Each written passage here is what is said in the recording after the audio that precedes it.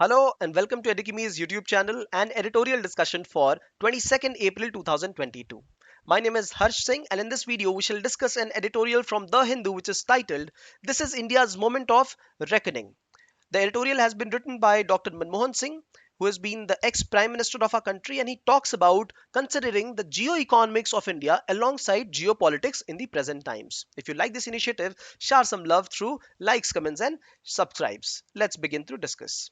The editorial says that the fall of Berlin Wall has been a very important event for the whole world because post 1989, when the Berlin Wall fell and East Germany and West Germany they got integrated, the division between the communist economy and capitalist economy, this all got absolved. There were no more differences. And after this there was a free movement of people from one place to another, especially in Europe. And after that, people could manufacture goods at one end of the world and then deliver it at the other end. Similarly, people also could travel from one place to another. The whole global economy was intertwined, interconnected, and not only economy, people and culture were also interconnected.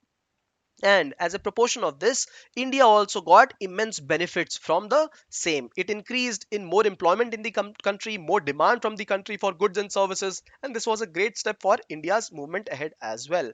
Right? When the economies and societies were tightly overwound, that means that if an African nation is facing a conflict and some issues, then the demand here will be low. And suppose if it is Chinese economy, American economy exporting products to Africa, then they would get impacted. The economy and jobs will get impacted, and therefore, more interdependence ensured that fewer conflicts happened around the whole world. While this is true, the opposite is also true. In case there are more conflicts, more disruptions, more blockades, this will result in more mutual harmful economy for everybody. Tighter interdependence ensures the same. The editorial gives some examples here.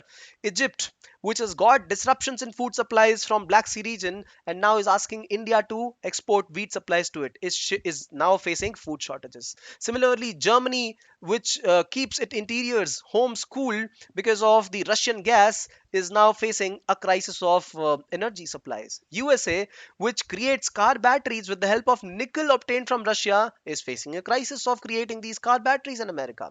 Similarly, India, which is facing the high fertilizer prices because we have been importing potash from Russia. Similarly, Sri Lanka going through innumerable economic crises, amongst which is its export economy, tea export and coffee export and import of oil, all this getting impacted because of Russia and Ukraine crisis. Imagine this: mutual harmfully and mutual productive. Both of this are complementary to each other. And India and this whole world, since it has become a global village, there are three important conditions and mandates which it always demanded. It demanded transportation networks to be very high fast. So whether it be physical transportation or digital transportation needed to be high and fast. Second was American dollars to be kept as reserve currency, and the third as is the integrated payment systems. All this has impacted Indian economy and in a positive way since 1991, the time when we also had the LPG policy. Have a look at this image. Now these images are not a part of the editorial discussion. Special effort taken for you to understand the article. So thank you. All right. So before the globalization, we had approximately 15% of the trade as a percentage of India's GDP. But if you see, it has increased almost three times post LPG era of the country. So LPG is supposed to have provided employment, increase in GDP, increase in per capita, right? So poverty levels were reduced, lot of immense advantages for India by following this pattern of globalization, right? And you can also see on the right countries which are dependent on trade as a percentage of GDP, right, are Germany, South Africa, Spain, France. So these countries are very much dependent on the international trade, and their economies are interwoven with the global economy very much. Even India and China are interwoven, and so is Russia. So imagine trade sanctions will impact so much of these economies. Therefore, we must tread carefully of who we transact with and who we do not.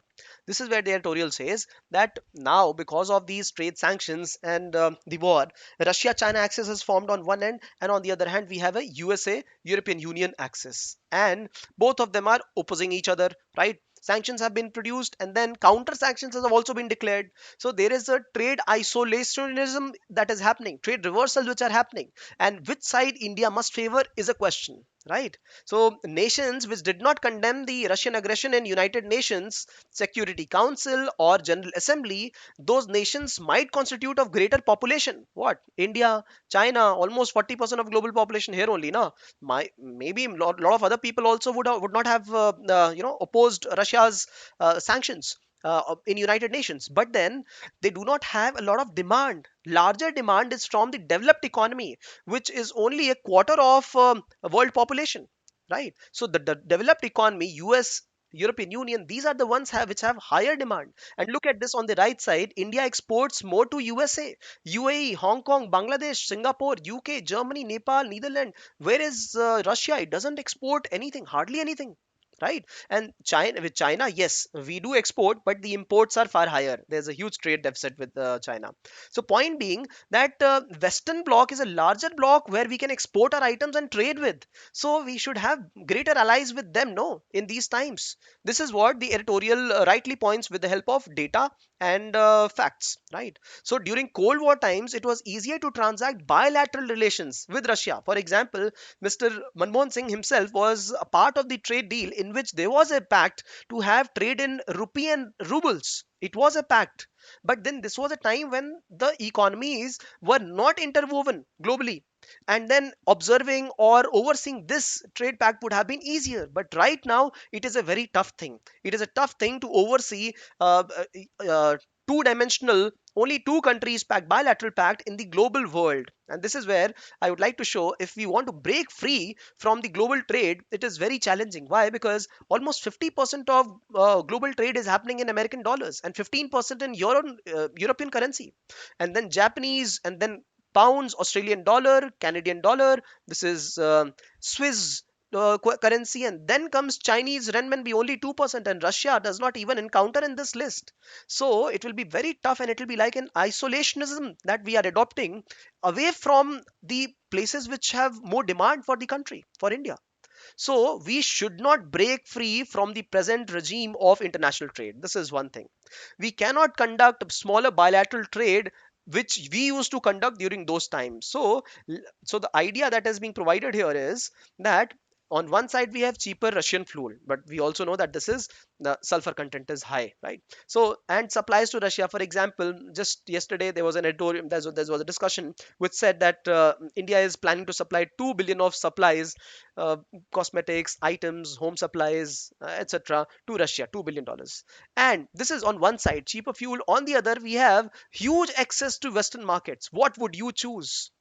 And this, and imagine the trade with Russia, mutual trade, input and output. That means import, export, all included is only $10 billion. The population of Russian economy, the kind of economy Russia itself is not huge. China is only an exporter. Their imports in China will be very competitive because Chinese create product at very nominal cost, very competitive products.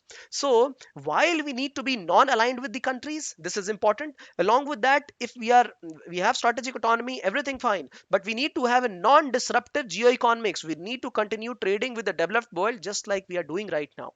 And to do this, we also need social equilibrium within the country. That means harmony and peace, brotherhood, sisterhood in the country, so that people are able to create the products within the country and export it for the whole world. India has the potential to become the fulcrum, the pivot for the whole world, which can supply resources in the new world order, provided we take very strategic calls for not disrupting our geo-economics, right? So siding with Russia may not be as advantageous for trade as siding with the Western market with proof, right? So have you look at the major export destinations? The major export destinations are US, UAE, China only 5.3%, but it is very competitive, right? On the other hand, Russia does not encounter in all this list at all.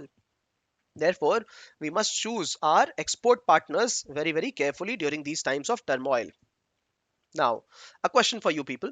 Mention four opportunities and four challenges associated with disruptions in international trade relations right now. The challenges and opportunities all discussed here. All you got to do is remember quickly and put down in the comment section. So exercise your minds, and in case you have questions, doubts, you want to say something, put that down in the comment section. We will ensure to get back. And if you like this initiative, share some love through likes, comments, and subscribes. Thank you for watching.